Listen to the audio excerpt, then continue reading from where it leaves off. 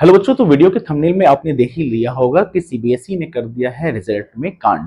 बहुत सारे बच्चों का इस तरीके से मैसेज आ रहा था। हमने एक पोल भी करवाया जिसमें ये सर्वे आया। बहुत सारे बच्चे ये बोल रहे थे कि सर, जो मेरा मार्क्स है वो एज पर एक्सपेक्टेशंस, मैंने जो एग्जाम में पेपर लिखा है उसके कंपैरिजन में जो है वो काफ़ी कम आया है।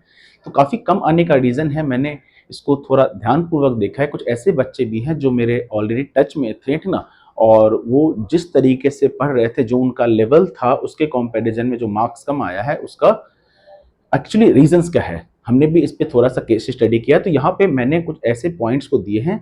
तो अगर आप 2026 में एग्जाम दे चुके हो तो ये वीडियो आपके लिए होगा कि आपने कहाँ कहाँ गलती की थी, और अगर आप 2027 में एग्जाम देने वाले हैं तो भी ये वीडियो आपके लिए है कि आपको ये गलती नहीं करनी है। तो मैंने यहाँ पे कुछ पॉइंट्स बताए हैं, आप इसको ध्यानपूर्वक देखिए, ठीक ना, और इसको फॉलो भी कीजिए। ठीक है बच्चों। तो सबसे पहला जो है यहाँ पे वो ये है कि सीबीएसई क्लास 12 2026 में मार्क्स कम आने के जो मेजर रीजन है, ठीक ना, इस मेजर रीजन पे हम यहाँ पे बात करने वाले हैं। ठीक ना। सबसे पहला जो पॉइंट है वो ये है कि यहाँ पे गवर्नमेंट अपने को बार बार इस बात का इंडिकेशंस देता है कि अपने को जो है ना वो एनसीईआरटी बेस्ड टीचिंग करनी है। ठीक ना, अपने को एनसीईआरटी बेस्ड जो है ना, कंसेप्चुअल बेस्ड जो है वो स्टडी करना है। ठीक ना, रट्टा कम लगाना है। अब जो क्वेश्चन पिछले 2-3 साल से आ रहे हैं वो कंसेप्ट बेस्ड क्वेश्चंस आ रहे हैं, कंसेप्ट बेस्ड आ रहे हैं। डेरिवेशंस आपको क्लियर देना है, डायग्राम आपको क्लियर देना है, उस पे आपको क्वेश्चंस को पेपर में लिखना है सीधा सीधा। देखिए, एग्जामिनर जो होता है ना, उसको आपके कॉपी में जो दिखेगा, जितना क्लियर तरीके से दिखेगा, वो आपको उतना ही नंबर देगा। ऐसा नहीं है कि आप कुछ भी लिख कर आ जाएंगे तो उस पर आपको नंबर मिलने वाला है। कॉम्पिटेंसी बेस्ड क्वेश्चंस आ रहे हैं, इंक्रीज हो रहे हैं यहाँ पे, ठीक ना, यानी कि इसका जो एप्लीकेशंस बेस्ड है, मल्टी कंसेप्ट क्वेश्चंस आ रहे हैं यहाँ पे, ठीक ना, फॉर्मूला या डेरिवेशंस जो है वो बिल्कुल क्लियरली होना चाहिए। तीसरा कि पिछले 2 साल से स्टेप मार्किंग जो है वो भी स्ट्रिक्ट हुआ है, तो स्टेप मार्किंग पे आपको बहुत ज्यादा यहाँ पे फोकस करने की जरूरत है बच्चों, ठीक ना। नेक्स्ट है यहाँ पे कि टाइम मैनेजमेंट, है ना। बहुत सारे बच्चों जो है वो एक्चुअली टाइम का मैनेजमेंट नहीं कर पा रहे हैं, है ना। तो टाइम मैनेजमेंट जो है वो बहुत ज्यादा जरूरी है, ठीक ना।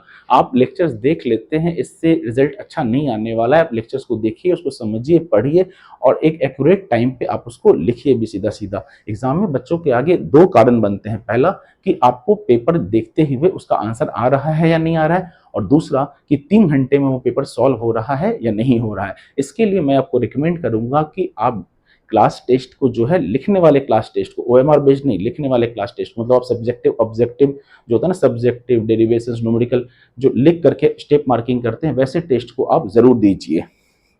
दूसरा है कि पीवाईक्यू सैंपल पेपर का प्रैक्टिस कम, और बहुत स्टूडेंट सिर्फ जो है वो स्कूल एग्जाम के बेसिस प्रिपरेशन पे ही रह गए, सीधा सीधा सीबीएसई के न्यू पैटर्न को उन्होंने फॉलो ही नहीं किया। ये भी एक मेजर कारण यहाँ पे बन रहे हैं, ठीक ना। तीसरा है अपने पास की प्रेजेंटेशंस वीक थी। सीबीएसई में प्रेजेंटेशंस बहुत मैटर करता है बच्चों, ठीक ना। क्लियर डायग्राम हो गया, हाईलाइट्स करना है, फॉर्मूले को पॉइंट वाइज आंसर लिखना है, ठीक ना। ये सब जो है वो मेजर कारण हो जा रहे हैं यहाँ पे सीबीएसई में नंबर कम आने के।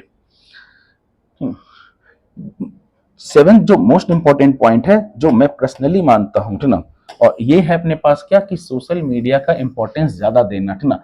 ट्रैप यही तो था, सीधा सीधा यही आएगा, 100% कंफर्म है, जो पढ़ाया वही आया, पेपर आउट कर दिया, फलाना फलाना। लास्ट टाइम भी बच्चों के साथ ऐसा हुआ था कि एक यूट्यूब चैनल पे एक टीचर ने क्लेम कर दिया कि भैया हमने ये पेपर लिख दिया, कल के पेपर में यही आएगा, और कल के पेपर में ऐसा कुछ आया ही नहीं। बाद में बस उसको करना क्या था, उसने उस वीडियो को डिलीट कर दिया। तो ये भी एक मेजर कारण बनता है, लेकिन बहुत सारे बच्चे इस चीज में फंस चुके थे तब तक, ना। तो मैं आपसे रिकमेंड करूंगा कि सोशल मीडिया को ज्यादा इंपॉर्टेंस नहीं दे, रियलिटी को फॉलो करें। यही पढ़ा दिया, जो पढ़ाया वही आया, 3 घंटे में 100 नंबर ले आओ, ऐसा कुछ नहीं होता है बच्चों। आपको सिस्टमेटिकली तरीके से क्लास 12 को पढ़ना चाहिए, चैप्टर 1, चैप्टर 2, चैप्टर 3, इस तरीके से आपको सिस्टमेटिकली पढ़ना चाहिए। ऑन टाइम मेरे अकॉर्डिंगली आपको नवंबर लास्ट तक सिलेबस एंड कर लेना चाहिए। दिसंबर आपको रिविजन के लिए रखना चाहिए। जनवरी आपको प्योर टेस्टिंग बेस्ड काम करना चाहिए, टेस्ट देना चाहिए। इस तरीके से आपके मार्क्स इंक्रीज होंगे। टेस्ट भी 3 घंटे का, 3 घंटे में क्या वो पेपर सॉल्व हो रहा है, नहीं हो रहा है, वीक एरिया को आइडेंटिफाई करना चाहिए, तब जाके कहीं रिजल्ट अच्छा आएगा। देखिए, कोरोना बेस्ड में क्या हुआ था, कोरोना बेस्ड में मार्किंग स्कीम को आसान कर दिया गया था, तो बहुत सारे बच्चे जो कम पढ़ रहे थे, नहीं पढ़ रहे थे, उनको भी अच्छा नंबर मिल रहा था। पर पिछले 2-3 सालों से मार्किंग स्कीम को वापस से स्ट्रिक्ट किया गया है, तो आप थोड़ा सा इस बात को सीरियसली लें और सीरियसली इस बात को फॉलो करें। ठीक है बच्चों, चलिए, मेरा जो है वो बच्चों के लिए जो इंपॉर्टेंट मैसेज है वो ये है ना कि बोर्ड एक पार्ट है बच्चों, ठीक ना। स्किल कंसिस्टेंसीज और जो नेक्स्ट प्लानिंग जो है वो ज्यादा इंपॉर्टेंट होता है। जो हो गया, चलिए वो हो गया। अब आगे क्या करना है बेटर, इसके लिए आप फोकस करें, ठीक है ना। अगर कुछ गलती रह गई है, थोड़े मार्क्स कम आए गए हैं, तो कोई इशू नहीं है, ठीक ना। Single slates of paper can not decide your future, ठीक ना। आप इसके आगे के लिए बात करें, ठीक ना। आगे के लिए देखिए, आगे अपने पास बहुत सारी अपॉर्चुनिटीज है लाइफ में, अब इसको आप फॉलो करें, ठीक ना। ठीक है बच्चों, जो गलती की है वो हो गई, ठीक ना। गलती से ही इंसान सीखता है, उससे आगे बढ़ता है। ठीक है बच्चों, थैंक यू वेरी मच।